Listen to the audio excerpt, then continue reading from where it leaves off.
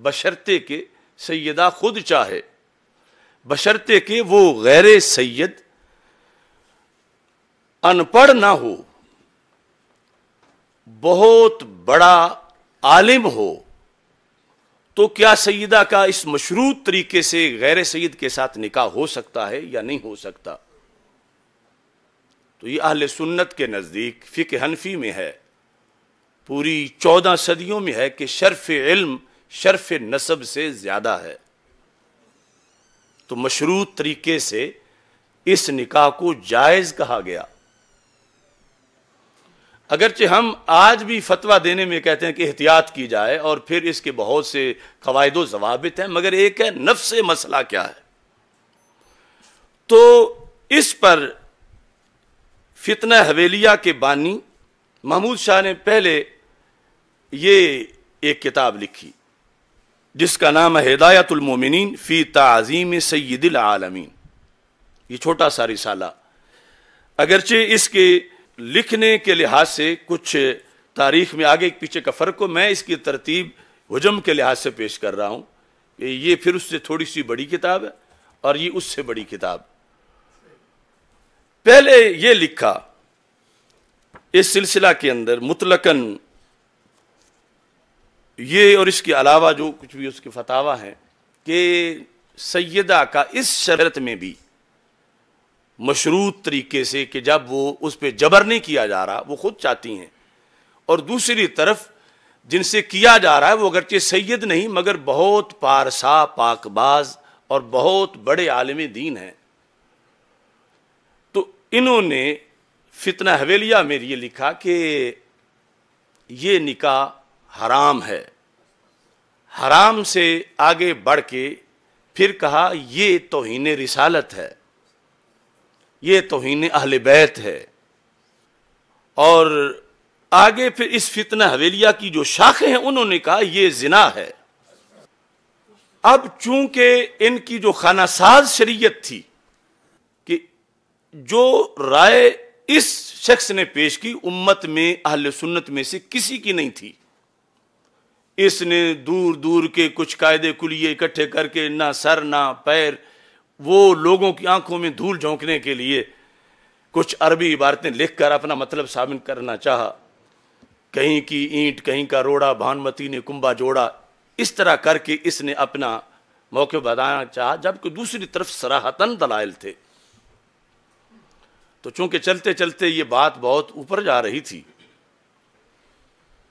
کہ سیدہ ام کلثوم رضی اللہ تعالی عنہا وہ سیدہ ہیں، اور سیدنا عمر فاروق رضی اللہ تعالی عنہ غیر سید ہیں،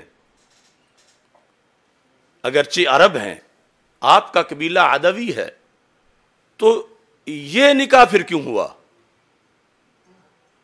اور اس سے پہلے خود رسول پاک صلی اللہ علیہ وسلم کی 2 شہزادیوں کا نکاح سیدنا عثمان غنی رضی اللہ تعالیٰ عنہ سے کیوں ہوا؟ پھر سیدہ زینب جو سب سے بڑی صاحبزادی تھیں ان کا نکاح غیر سید سے کیوں ہوا؟ اور پھر اس اصول پر یہ کہنا کہ معاذ اللہ یہ زنا بنتا ہے، تو کہاں تک بات جاتی ہے؟ اور پھر موجودہ صورتحال میں آج یہ برائے نام اکٹھے تو ہو رہے ہیں کہ ہم سارے سید اکٹھے ہو رہے ہیں، لیکن سوچ کے اکٹھے ہوں، کتنے سید آج بھی ہیں کہ جن کی بیٹیاں غیر سیدوں کے گھر میں ہیں، اور بڑے بڑے سید ہیں پاکستان کے ملتان سائیڈ میں، اور جنہوں نے کیے تھے وہ نکاح وہ زمانے کے بڑے بڑے علامہ تھے اہل سنت کے۔ تو یہ تو اگرچہ بعد کی ایک بات ہے، لیکن یہ جو ایک ایشو بنایا جا رہا ہے کہ سارے سید جو ہیں وہ اکٹھے ہو رہے ہیں چونکہ سیدوں کی تعظیم نہیں ہو رہی، وہ سنی اور سید کی تعظیم نہ کرے وہ سنی ہی نہیں، لیکن تعظیم کرنی وہ ہے جو قرآن و سنت میں ہو۔ جو تعظیم قرآن و سنت سے ٹکرا جائے، جو تعظیم 14 صدیوں کے عقائد اہل سنت سے ٹکرا جائے، بلکہ جو تعظیم 14 صدیوں کے ائمہ کو گستاخ بنا رہی ہو، کہ وہ گستاخی اہل بیت ہے معاذ اللہ، تو پھر وہ تعظیم تو کرنا ہی جائز نہیں، جائے کہ اس کی تحریکیں بنائی جائے۔ سونا جنگل رات اندھیری چھائی بدلی کالی ہے، سونے والو جاگتے رہنا چوروں کی رکھوالی۔ اب اس نے جو کچھ لکھا اس پہ لازم یہ چونکہ آنا تھا، تو بے حیا باش و ہرچے خواہی کن، اس نے خود ہی یہ مسئلہ چھیڑ دیا۔ حالانکہ یہ نہیں تھا کہ اس کے زمانے کے کسی عالم کا فتویٰ تھا، وہ تو مسئلہ صحیح بخاری میں لکھا ہوا ہے، وہ نکاح ام کلثوم تو بخاری کی دونوں جلدوں میں لکھا ہوا ہے۔ قرآن مجید کے بعد سب سے صحیح ترین کتاب صحیح بخاری اس کے اندر موجود ہے، سنن نسائی میں موجود ہے، بلکہ اگر یہ چاہیں تو میں 1000 سے زائد ماخذ سے دکھا سکتا ہوں، گن کر سنی ماخذ سے۔ اور ادھر نہ سر نہ پیر، بس محض فتنہ حویلیاں اور آپس میں گھڑ کر بات کی جا رہی۔ تو اس نے کیا لکھا؟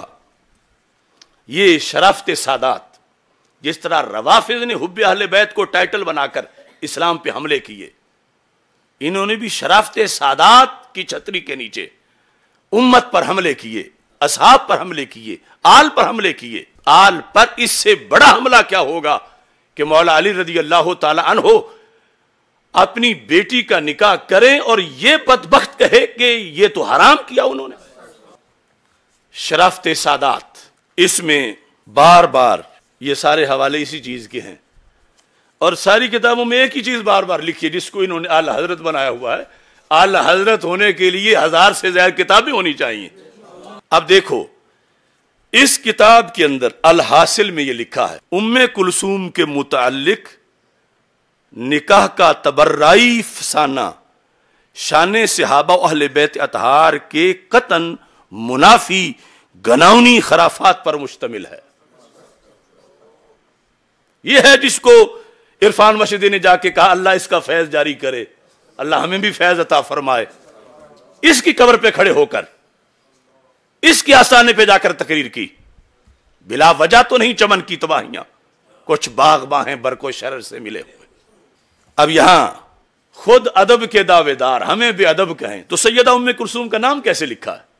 نہ سیدہ لکھا، نہ حضرت لکھا، نہ رضی اللہ تعالی عنہا لکھا، نہ سلام اللہ علیہا لکھا۔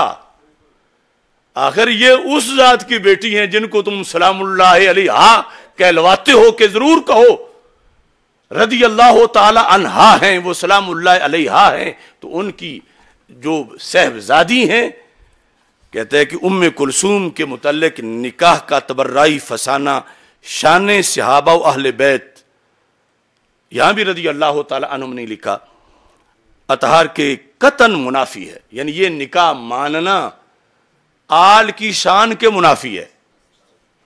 یہ نکاح ماننا کہتا ہے صحابہ کی شان کے منافی ہے، گناونی خرافات پر مشتمل ہے۔ یہ لفظ یاد رکھنا، گناونی خرافات، اور لکھا کہاں ہے؟ کشف المحجوب میں لکھا ہے۔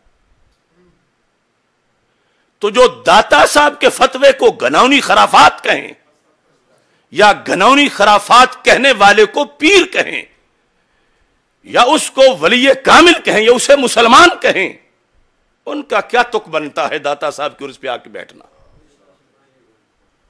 گناونی خرافات پر مشتمل ہے، اور کہتا ہے کہ ایسی نقول فریا منافی ادب و عقول کا ذکر و ایراد بھی اہل بیت و اصحاب پر معزلہ بے بنیاد اتہام و تبرہ ہے، کہ جو یہ بات ذکر کرے کہ نکاح ام کلثوم رضی اللہ تعالی عنہ حضرت عمر رضی اللہ تعالیٰ عنہ سے ہوا تھا، یہ کہتا ہے جس نے یہ کیا اس نے صحابہ پہ تبرہ کیا، اس نے اہل بیت پہ تبرہ کیا، اور کیا کس نے ہے؟ داتا گنج بخش اجمیری نے کیا، کہ اس کا جو ذکر کرے۔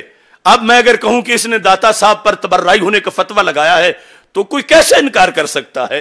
اس نے کہا جو یہ ذکر کرے، ابھی میں دکھاؤں گا 4 نسخے میں نے کشف المحجوب کے رکھے ہوئے ہیں، کہ کہہ رہا ہے کہ یہ تو اتہام ہے، تہمت ہے۔ کس پہ؟ آل پہ تہمت ہے، کس پہ؟ اصحاب پہ تہمت ہے، تبرہ ہے آل پر اور اصحاب پر